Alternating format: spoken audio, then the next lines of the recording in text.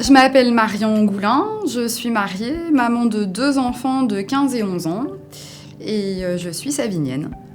Est-ce que ça a été difficile de concilier vie de femme et carrière ? Oui, parce que j'avais un métier avec des horaires difficiles et un métier physique puisque j'étais soignante. Je dis j'étais parce que depuis j'ai changé de carrière professionnelle, mais effectivement j'ai rencontré des difficultés à cause des horaires et de ma vie de maman. Est-ce que parler de ces difficultés au travail était quelque chose de difficile ? Non, c'était pas dur d'en parler parce que majoritairement c'est des métiers de femmes, donc on avait tout à peu près le même... on rencontrait toutes la même difficulté.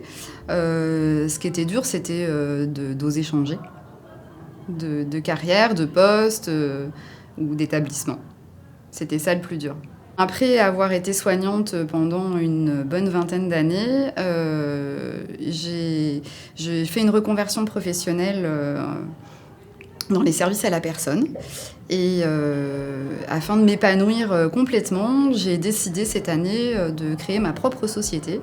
Et je suis formatrice dans les métiers de service à la personne. Au-delà de la liberté horaire, est-ce que votre nouvelle carrière vous a apporté d'autres choses ? Je transmets. Je transmets mon savoir, je transmets tout ce que j'ai appris au long de ma carrière. Donc oui, la transmission, c'est important. Je suis en face des futurs professionnels, donc j'y tiens. J'ai à cœur que ce que je transmets, ce soit juste, en fait. Voilà. Et en plus de ça, je le fais dans l'épanouissement de ma vie privée et de ma vie professionnelle. Donc c'est juste formidable. Est-ce que vous conseilleriez à tout le monde de devenir son propre patron ? Malgré tout, c'est pas travailler pour soi et non, parce qu'il faut quand même se donner des objectifs et peut-être qu'on se met un peu plus la pression que si on était salarié, mais non, il faut le sentir. Si on a envie de le faire, il faut oser le faire, mais si on n'est pas prêt à le faire, faut laisser passer. Et puis tout le monde n'a pas envie de le faire. Non, c'est bien de pouvoir être son propre chef. Être soignante, puis après être responsable d'un service, puis après être responsable de sa société, c'est des challenges en fait. Je suis pas sûre que j'aurais été responsable de ma société il y a 25 ans. J'ai grandi avec mon métier aussi. Moi-même, je me suis affirmée en tant que professionnelle. Donc, tout au long de ma carrière, j'ai évolué par les formations par l'expérience sur le terrain et puis par toutes les formations qui m'ont été proposées et que j'ai faites. De quoi êtes-vous le plus fier dans votre carrière ? Ou dans votre vie d'ailleurs ? C'est différent. Ouais. Dans ma vie, ma famille, voilà. Dans mon parcours, ce que je suis en train de réaliser aujourd'hui.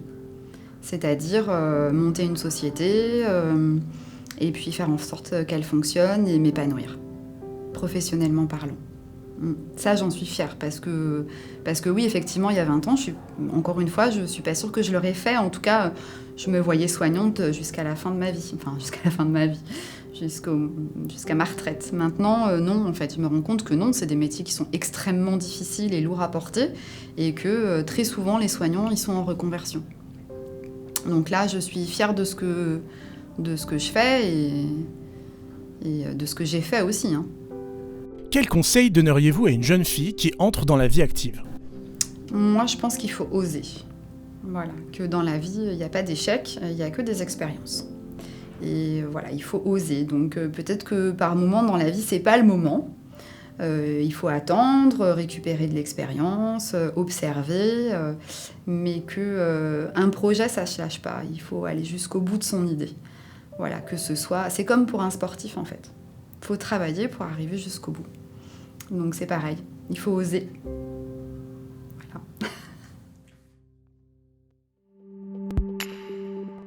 Retrouvez d'autres paroles de femmes saviniennes sur Instagram, Facebook et YouTube et en podcast sur le site de la ville savigny-le-temple.fr.